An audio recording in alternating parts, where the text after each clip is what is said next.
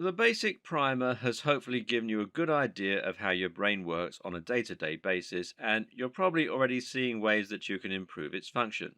By increasing the number of desirable neurotransmitters, for example, or by forming new connections by repeatedly performing two actions together that you want to become associated. But what can also help to a great degree is to understand what the brain was designed for and thereby why it is built the way it is. And this all comes down to evolutionary psychology. The most important thing to understand about your brain is that it's built for survival. And how do you survive? Well, by adapting to your environment. Every single aspect of your brain function is tied to this basic principle, and that means a lot of the way that your brain works can be predicted in different circumstances. At one point during the development of modern psychology, a field called behaviorism reigned.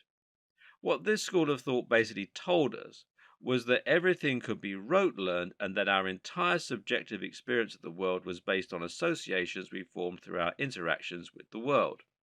The most famous example of this principle in action was the study referred to as Pavlovs Dogs.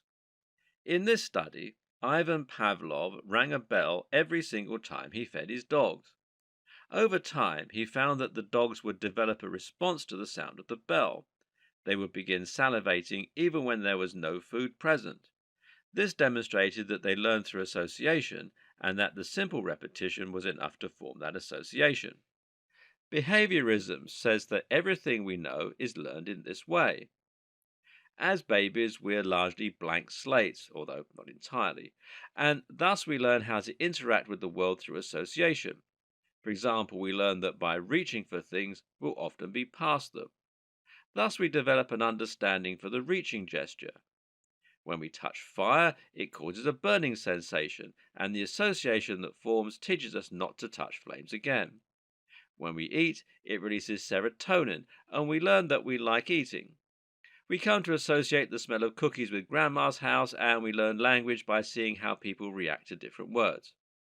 On a neural level, we now know that this is all to do with neural plasticity. Once again, what fires together wires together.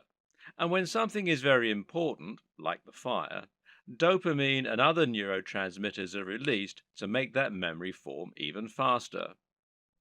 Our environment is always changing, so this is the best way for the brain to survive.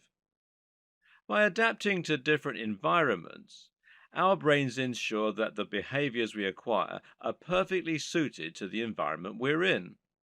Ultimately, we learn to avoid danger and gravitate towards food, sex, and shelter. Why is this so important to understand?